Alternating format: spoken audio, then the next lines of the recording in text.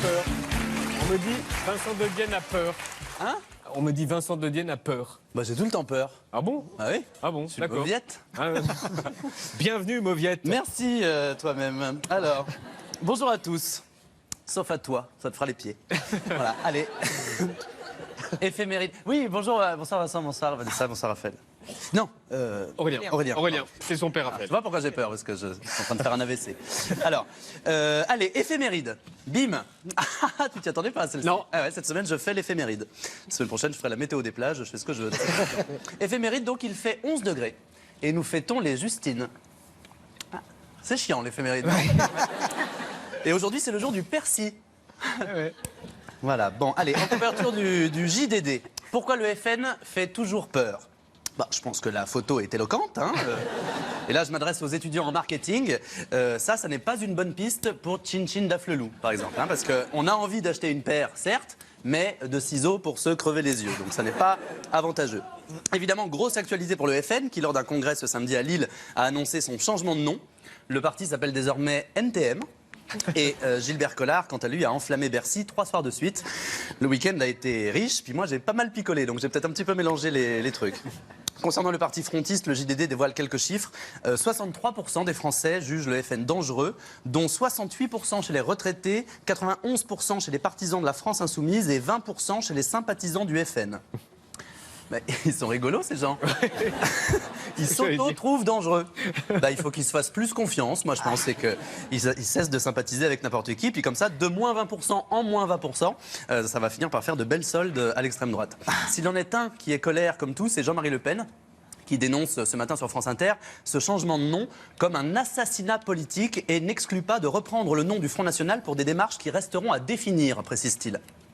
Et donc moi je précise que ces démarches sont évidemment les bienvenues, mais qu'elles devront rester dans un domaine restreint tout de même. Par exemple des démarches de type internement en maison de repos médicalisée ou dans un domaine plus récréatif, personnalisation de rondes serviettes. Serviettes qui vous permettront d'effacer cette petite écume rageuse au coin de vos délicates lèvres âgées. Et puisqu'on parle de FN, parlons de Laurent Wauquiez, qui, selon Cécile Alduy, emprunte à la famille Le Pen son lexique, préférant par exemple au terme immigré celui d'étranger, terme qui rappelle à l'étrangeté et appuie donc bien sournoisement sur le fameux bouton de la peur de l'autre et des différences. Citant encore Wauquiez et son goût désormais assumé pour les pastilles Vichy, il dit, Wauquiez, la France, c'est d'abord une terre, la nôtre, parce que ceux qui nous ont précédés l'ont travaillée, ils se sont même fait tuer pour elle. Absolument, absolument. Il y a plein de gens qui ont construit la France, comme par exemple des tas d'Algériens sous-payés au sortir de la décolonisation, et autant de Sénégalais qui se sont battus pour elle et qui, tout étrangers qu'ils étaient, sont morts quand même. Madame Le Pen et Monsieur Wauquiez, qui, telle une seule et même poupée de Chucky, font tout ce qu'ils peuvent pour nous épouvanter, et ça marche. C'est excitant de regarder des films d'horreur, mais enfin là, le problème c'est qu'on ne pourra pas faire pause pour aller chercher de la glace au frigo, et ni les éjecter violemment de notre téléviseur. C'est là leur moindre défaut, comme disait La Fontaine. Allez, on passe à autre chose. Page 10 du JDD. Un article sur Hortefeux. Il tape plus le JDD. Hein. Ouais, mais bah oui, mais là, le problème, c'est que c'est la Gazette de la France occupée, le JDD. Cette semaine.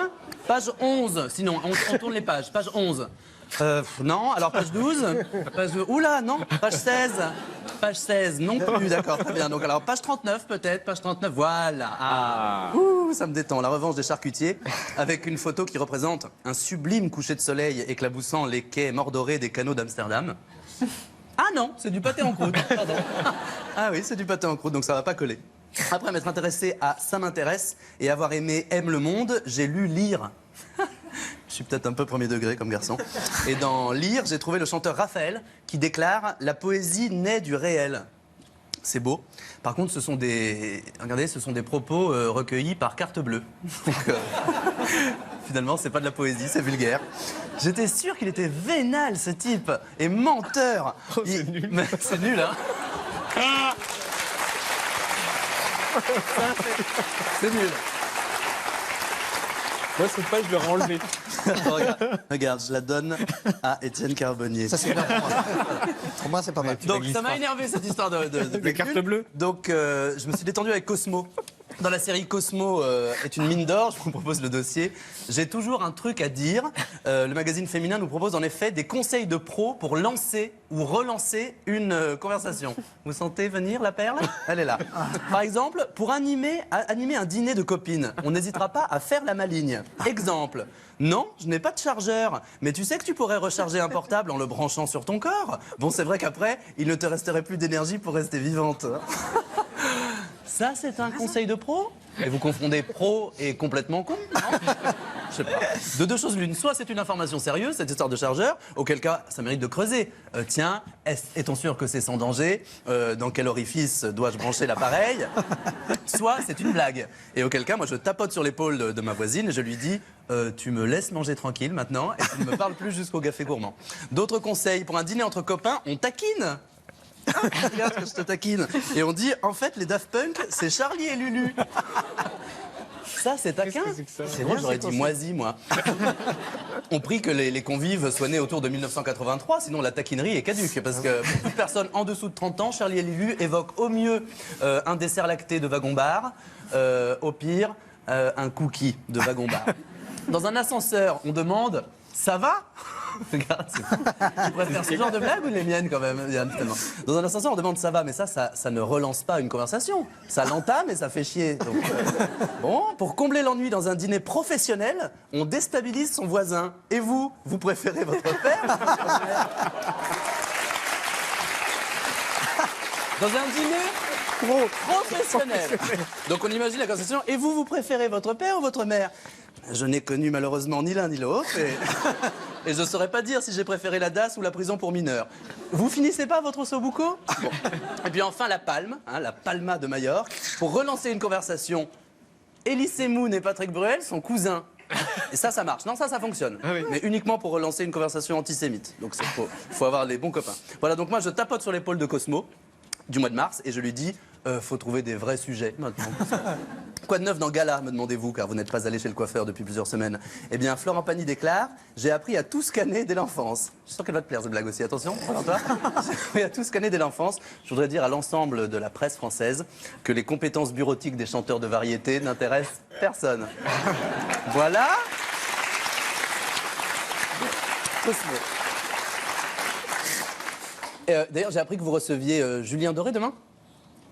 Ça fait 74 fois qu'il vient, Julien Doré, c'est normal. Il vient plus souvent dans cette émission qu'Étienne Carbonnier. Et en plus, tu savais qu'il est payé, Julien Doré? Ah, il est payé, lui? Ouais. Ah ouais? Bah ouais. Page 12 du Parisien, l'info en image, un petit air de printemps. Le soleil était la tête d'affiche de ce week-end et des foules de Parisiens se sont précipités au jardin du Tuileries pour profiter de cette embellie salutaire. Comme elle, regardez, comme elle a l'air bien, la fille là. Oh, regardez.